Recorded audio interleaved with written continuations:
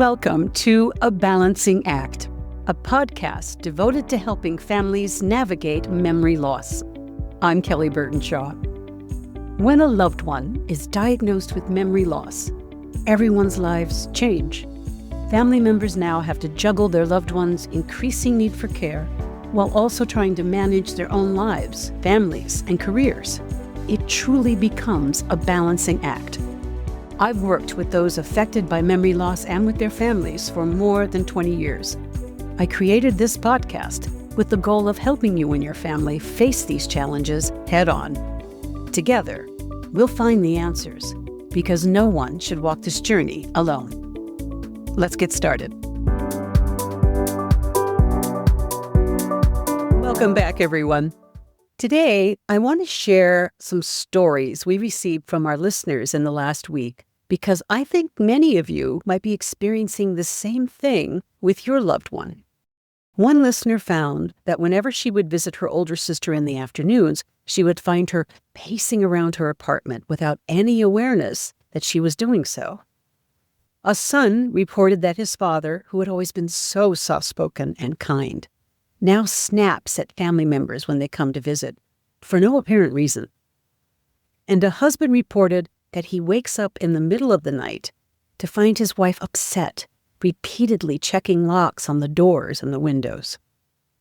Each of these examples are hallmark symptoms of a dementia-related agitation.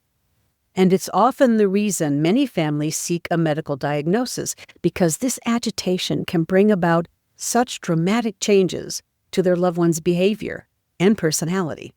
So, let's talk about the causes of agitation, how it may present in your loved one, and ways to respond when you come face to face with the mood swings, the strange behaviors, and even aggression.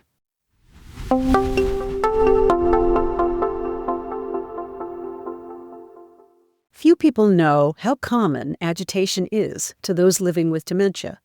It's estimated that at least 90% of patients with dementia experience behaviors such as agitation, apathy, depression, and sleep disturbances. And one thing to know about all these behaviors is that they have meaning. They are a form of communication. So ask yourself why your loved one's fuse seems to be so short these days, and then keep these three things in mind. There is likely a need that is not being met. Their brain is changing in ways that limit their abilities to appropriately respond, and they have no control over what they are doing. We know there are two types of dementia-related agitation. The first one is known as a psychomotor agitation, which is basically a restlessness with repeated and purposeless movements such as pacing, cleaning a table over and over again, locking and unlocking doors. And these can come and go depending on the type and stage of your loved one's dementia. Now think about that sister we spoke of earlier, pacing around her apartment without knowing why. The other type of agitation is called a triggered agitation, because likely a need is not being met, or there's been a change to their routine. I worked with one lady who was sleeping less, a change to her routine, and would repeatedly call her family in the middle of the night to ask where they were, even though she had just seen them that day. Maybe the needs that were not being met included she was afraid of being alone in the middle of the night. She missed her family because she forgot that she'd seen them. Or maybe she imagined something happened to them. Another form of triggered agitation is related to the situation and changes to your loved one's usual environment. I told you earlier about the listener who talked about his dad who snapped at family members when they would come to visit. Maybe the number of people in his house, all the activity, the noise, and the demands on his ability to communicate are what caused that agitation. But can you imagine, though, how upsetting it is to be so confused and overwhelmed and to not be able to process what's going on around you? Your loved one may not be able to recall recent events or information that could help them, and they have trouble finding the words to communicate their feelings. All of this, all the time, is extremely stressful, and that's why your loved one becomes agitated.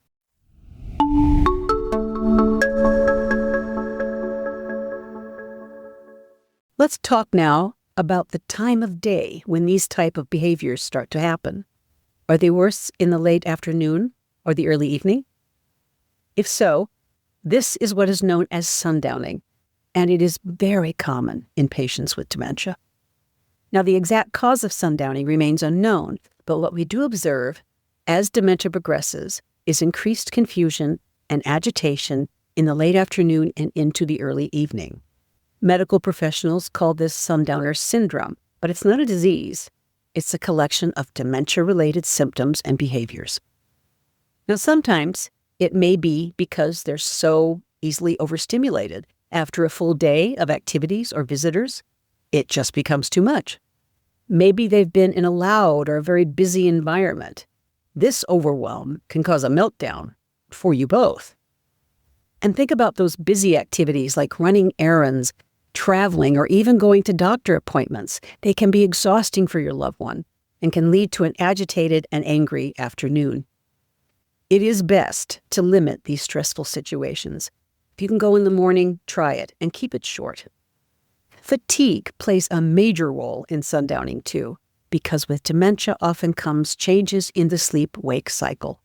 So your loved one may be getting up at all hours and is losing much-needed sleep. And here's one that very few people think about: the changes in light. As the sun begins to set, the diminishing light can create shadows leading to confusion, agitation, fear, even hallucinations. It will help to start tracking your loved one's behaviors and when they begin, and then work backwards and think about what came right before these behaviors and what might have triggered them. Then you can help your loved one and yourself try to avoid those difficult afternoons.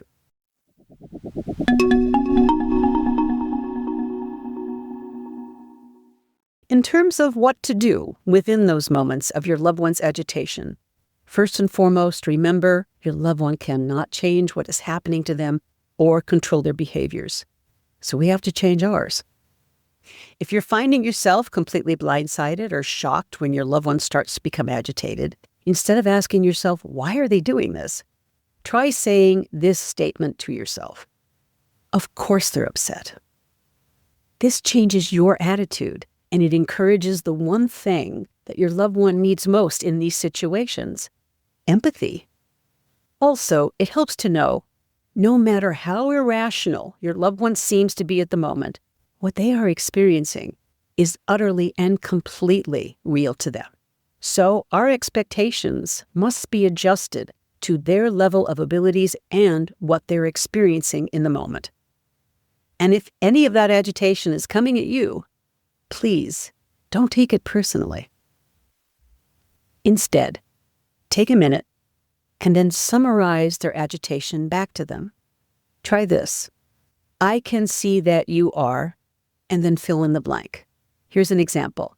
I can see, Mom, that you're upset because someone moved your favorite houseplant. It's upsetting to not know where it is.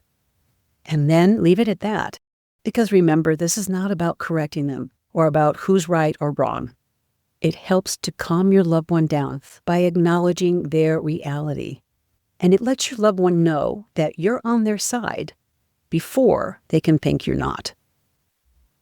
After you've shown your loved one that you understand and you're on their side, the next step is to redirect them.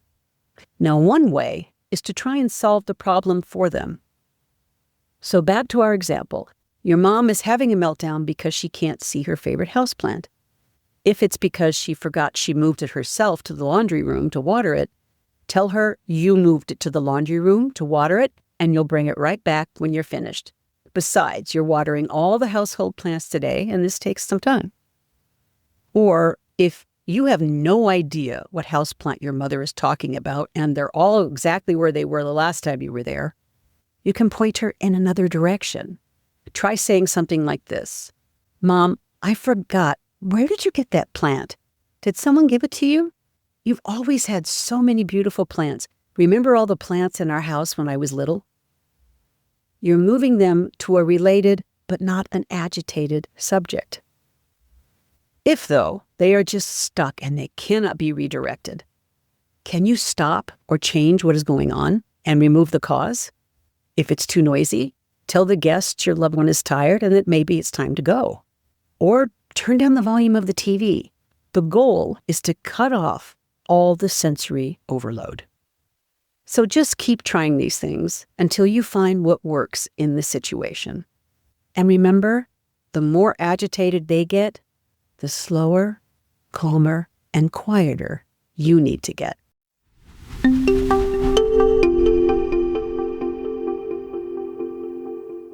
Let's take a moment now to talk about agitation related to more challenging sources, delusional thinking or hallucinations. For ways to respond when these things are happening, I'm going to point you back to our episode 18 called Denial or Delusions and our episode 15, When Things Aren't Real.